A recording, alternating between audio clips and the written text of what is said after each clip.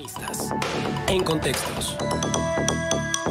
Bueno, tenemos el gusto de recibir en el estudio a Alejandro Cárdenas, periodista, y que le hemos pedido que esté con nosotros para hablar de un tema que nos ocupa y preocupa. Vamos a hablar de campañas negras porque, aunque ustedes no lo crean, tenemos una semana escasa, ni siquiera 8 días, todavía son apenas 5 días de arrancado el proceso, y ya ha habido episodios bastante significativos de estos videos que luego se filtran por ahí, antes con la voz de Anonymous, ¿verdad? Pero ahora con cualquier voz, y lo que hacen es tratar de poner en evidencia al contrario.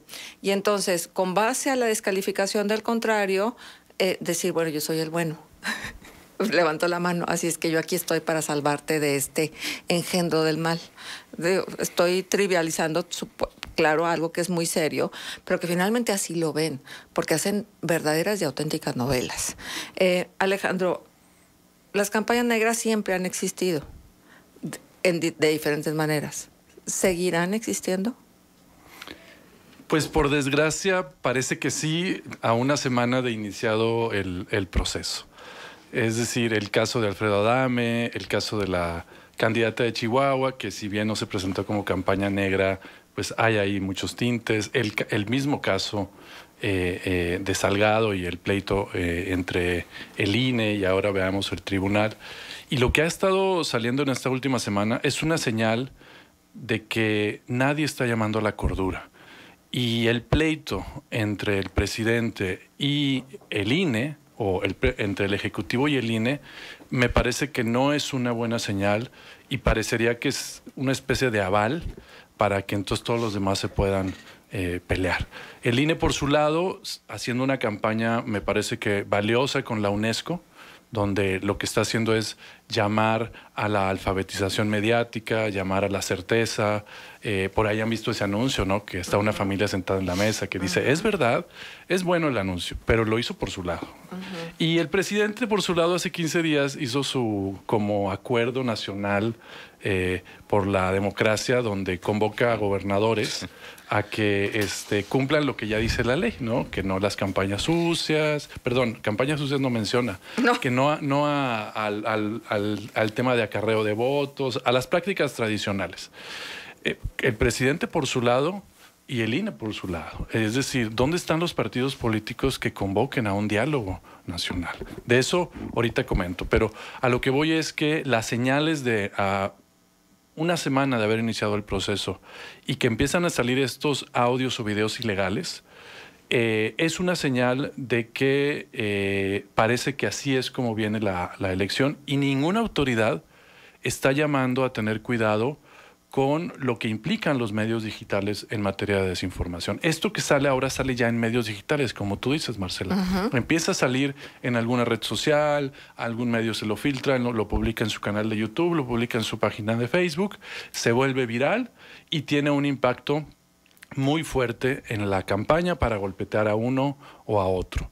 El asunto es que no priva el debate y ese es el gran tema. ¿Qué hicieron las autoridades electorales para cuidar esto? Es decir, ¿dónde está ese pacto de civilidad, ese pacto, ese acuerdo de partidos, sabiendo qué pasó con la elección de Estados Unidos, ¿sí? Para llamar a la cordura y al debate serio? No hay un debate. El año pasado, bueno, en la elección pasada, el INE anunció su relación con Facebook. Recordemos que gracias a eso salieron cosas importantes. Aunque estaba el escándalo de Cambridge Analytica, fue un poco cuestionado el INE que, habiendo salido ese escandalazo que puso a Facebook contra las cuerdas porque dio millones de datos de usuarios, y por cierto los perdonaron, hizo ese acuerdo, pero aún así el acuerdo funcionaba porque ahora con las diversas redes sociales y las plataformas ya pueden fiscalizar. Y yo quiero puntualizar que debo reconocer el esfuerzo de Twitter, que decidió dejar de cobrar, y TikTok tampoco lo hace, que en este momento son medios que no reciben dinero para campañas y ellos argumentan el debate que se dé orgánico. No se necesita pagar en redes. Pero quien sí cobra es Facebook, Instagram y evidentemente WhatsApp. Y en esa lógica, ahí sí podemos ver por dónde se va a centrar el debate sucio, y Google también lo hace, aunque con ciertas restricciones, el modelo de publicidad de Google para campañas. Eso es lo legal. El problema es que está todo lo ilegal, como este audio de Adame, y nadie denuncia que es ilegal. Ajá. Se queda en la legal. Parecería que fue legal cuando no. Alguien lo grabó ilegalmente. Oye, pero Alejandro, mencionabas tú los casos nacionales. A nivel local tampoco se cantan mal las rancheras. También hay una cantidad, a escasísimos días, te digo, desde antes, desde que empezaron a definirse los candidatos, empezaron a salir los trapos al sol que dicen que deben de salir. A ver, dos cosas. Una tiene que ver con, es parte de una estrategia, y sí, eufemísticamente se les llama campañas de contraste, ¿sí? Para que no se oiga tan feo eso de campañas negras. Y por otra parte es, tú puedes saber el fondo a través de todos los artilugios tecnológicos, ¿de dónde se originan esas comunicaciones, esos videos? ¿Quiénes los filtran a las redes? Y por otra parte, aquí en Coahuila, de manera especial, tenemos la situación esta de los candidatos de Morena que no rindieron cuentas por las precampañas porque decían que no eran precandidatos, pero que de todos modos hacían inversiones importantes en Facebook para su promoción. Digo, sinceramente, pues es como tapar el sol con un dedo. Pero finalmente todavía no se decide, y está en el tribunal y está en la sala, y entonces van a decidir próximamente si es válido o no el registro de los candidatos de Morena a quienes les invalidaron pues en otro momento. La cuestión está, ¿podemos llegar al fondo de quiénes hacen estas estrategias maravillosas y qué tanto le reditúan? Sí, digamos que son varias las estrategias que utilizan los partidos, ¿no? Ellos llevan la campaña legal, que es con su agencia oficial, que a veces es, digamos, que la campaña que llevan en sus medios digitales, pero ahí son muy formales, es decir, en su Facebook, en su Twitter oficial, bueno, los candidatos son unos corderitos llamando al voto. El problema es que siempre está la campaña ilegal, y esa o la puede llevar la misma agencia en un juego sucio que se presta a hacerlo, ¿sí? Por desgracia, las agencias de marketing generalmente son las que llevan esto. Muchas de ellas se han prestado. Hay escándalos, no necesitamos mencionarlos. A nivel internacional, escándalos importantes de agencias de marketing y publicistas que han participado en esto. Pero por otro lado, también puede ser alguna agencia externa o algún grupo, ¿no? Acuérdense los Peñabots, ¿no? Que lo movía directamente, ¿no? Pero también a los peje-zombies, ¿sí? Que eran estos grupos de jóvenes llamados AMLO-Sí, que eran un poco más transparentes, por cierto. Eso fue en la elección del 18. Y que entonces se mueven en la ilegalidad, porque entonces ahí crean cuentas para atacar, crean cuentas para estar golpeteando. Evidentemente también están algunos medios que reciben esos audios y deciden transmitirlo. Y yo ahí sí estoy de acuerdo con el medio si hace público que fue ilegal, aunque el contenido sea valioso periodísticamente, hacer público que es ilegal, es decir, asumir esa responsabilidad también de que hay cierto juego y que los están haciendo partícipes de un golpeteo político. Entonces, las campañas se pueden originar de esas formas y el INE sí tendría la capacidad, o quien fiscalice, de poder revisar si se gastó o no, incluso si una cuenta de Facebook estuvo invirtiendo dinero a favor de un candidato que no sea la oficial. Y ahí es donde está la polémica. Justo ahorita, los principales problemas que han tenido, me parece que ahí el INE sí hizo bien su trabajo, es el que en las precandidaturas esos informes no se dieron, porque fueron informes que muchos de ellos fue dinero que no estaba registrado dentro del dinero de los partidos políticos, ¿no? Incluso el mismo caso de Salgado Macedonio. Esta dinámica que se da en los medios digitales, el problema tiene que ver con que las reglas que ponen Twitter, bueno, en este caso Twitter lo hace también, pero sobre todo Facebook, son reglas que ellos deciden poner al firmar sus acuerdos. Son políticas internas que tú tienes que aceptar, ¿sí?, a la hora de estar inserto en su plataforma. Y son políticas que son generalizadas porque tienen que aplicar a todos los países.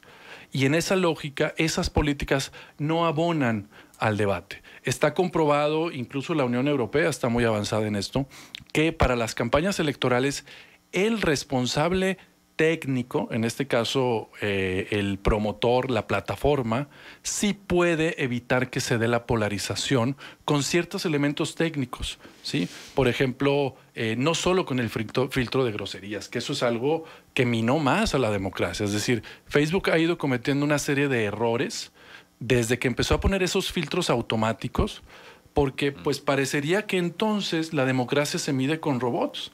Y después, cuando empezaron a haber asesinatos en vivo, que evidentemente nos dimos cuenta que eso no funcionaba, tuvo que tener editores humanos. Y ahorita Facebook trabaja con eso. El debate está en qué tanto hay una moderación controlada de contenidos. Es decir, hay un exceso de contenido que es bueno porque hay más debate. La ciudadanía está debatiendo. Es decir, dentro de todas esas cuentas falsas, quizás hay un 80% de ciudadanos que sí quieren debatir, pero este 20% de cuentas falsas o de bots que quieren manipular el debate a su interés, ya sea de partido o de interés político-económico, lo que están haciendo es que están evitando que se escuchen los que en verdad quieren conversar. Entonces, también las autoridades tendrían que hacerse responsables de moderar bien el debate. Y esto es contención, ¿sí? Y automoderación para pensar en que el discurso público se puede hacer. Y para eso se necesitan técnicas de inteligencia artificial y las autoridades no están asumiendo esa responsabilidad. Las autoridades dicen, Internet es libre, péguense con la cubeta, pero por favor llamamos a la cordura de forma muy básica. En el INE, sí, si bien este pleito ya abierto entre el presidente y los dos presidentes, tanto el del INE, me parece que los consejeros del INE, como Ciro Murayama, sí han llamado a la cordura, pero no es suficiente que sean algunos comisionados. ¿Dónde están los comisionados de Coahuila? ¿Dónde están los partidos de Coahuila? ¿Sí? Los alcaldes, el gobernador, llamando a la cordura del debate político. Por ejemplo, en Panamá el Tribunal Electoral hizo una campaña gigantesca para evitar el ataque de candidatos. Y lo mismo, por ejemplo, en Perú hace unos años, la ciudadanía generó un decálogo de buenas prácticas entre los debates políticos en redes sociales. Ahora, Alejandro, las reformas que se han propuesto en materia electoral, hay algunas que han planteado pues la inhibición de las campañas negras y de las acusaciones y de toda esta guerra también a través de los spots.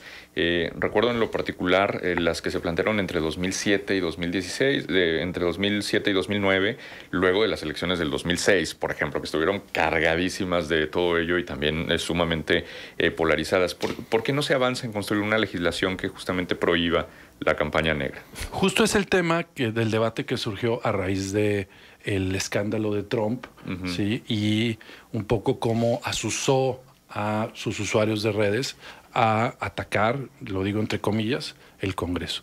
El tema es que el modelo de comunicación política de la despotización está rebasado. Es decir, ese modelo donde todo se movía y se controla a través del INE, ¿sí? A través de los spots de publicidad oficial, donde los partidos no le pueden meter dinero directamente a los medios de comunicación, donde hay un monitoreo exhaustivo, que por cierto se gastan millones de pesos, para mí está ya rebasado. Porque los medios digitales están empezando a tener mucho impacto en la sociedad, ¿sí? Y el problema es que entramos al gran debate de si regular o no regular un espacio de libertad de expresión, ¿sí? Y ese espacio de libertad de expresión así se vende, cuando la realidad es que no lo es. Hace 10 años ya se reguló, por ejemplo, en materia de piratería, con la famosa ley ACTA. Sí, ese fue como le llaman la primera etapa de regulación, que generó mucha polémica y que incluso no pudieron pasar otras propuestas como la SOPA que venía de Estados Unidos. Y ahorita estamos en lo que se llama la segunda etapa de regulación. El problema es que para la democracia mexicana y para la forma en que se mueven los partidos políticos, cuando hablamos de regular medios digitales, es regular contenidos. Y lo que hace el INE es regula las campañas en general. Si bien sí hay regulación de contenidos, es solo de los spots. Y entonces acaba de salir el de Maru de Chihuahua y entonces ya lo limita el tribunal. Y se queda en eso. ¿Cómo va a regular el INE millones de comentarios? ¿O cómo va a regular? Es decir, estamos ante un debate difícil, ¿sí?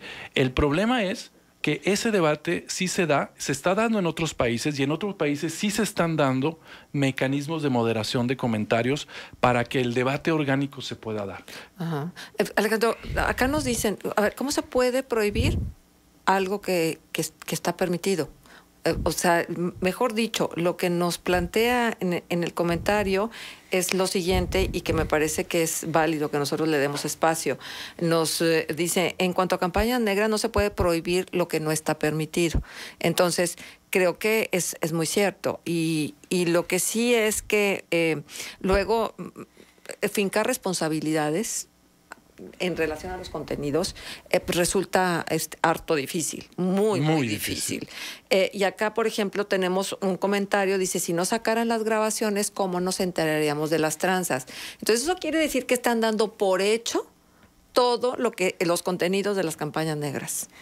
Sí, es decir, hay una crisis de credibilidad de los partidos en el mundo, no solo en México, pues. Es decir, los grupos políticos como los partidos, además de las policías y eso, bueno, vienen a una crisis desde los 60s y 70s, una crisis de la democracia. Pero independientemente, o sea, digamos, esa crisis la vivimos todos, la sabemos. El tema del voto, sabemos que en realidad ganan los candidatos con 30 o 40% del total del voto, ¿sí? ¿Por qué? Porque está el padrón electoral. Hay que hacer un gran debate nacional donde se incluya la dinámica de los medios digitales, y no se está haciendo. Y no se ve que lo vayan a hacer, por lo menos en esta elección. ¿Por qué? Porque sí hay una polarización que desde los actores no están poniendo orden, ¿no? Claro. Por ejemplo, el mismo INE puso el dedo en la llaga con el presidente cuando empezó a cuestionar los porcentajes de representación, ¿sí? Y el presidente responde diciendo que desaparezca. Es decir, no están poniendo ni siquiera el ejemplo los dos árbitros, o uno es el árbitro y el otro es el ejecutivo. ¿Dónde están los que van a llamar a la cordura? Claro. Y luego se nos queda pendiente el tema de la mañanera. No. que por ahí deberíamos de empezar. Así es. Bueno, Alejandro, se nos fue en estos minutos que tuvimos oportunidad de conversar contigo. Muchísimas gracias. Danos oportunidad luego de volver a establecer el contacto para seguir con estos temas. Por supuesto que sí. Muchísimas gracias. El periodista Alejandro Cárdenas estuvo con nosotros. Vamos a la pausa, regresamos. Contextos. El programa líder en la radio hablada en La Laguna.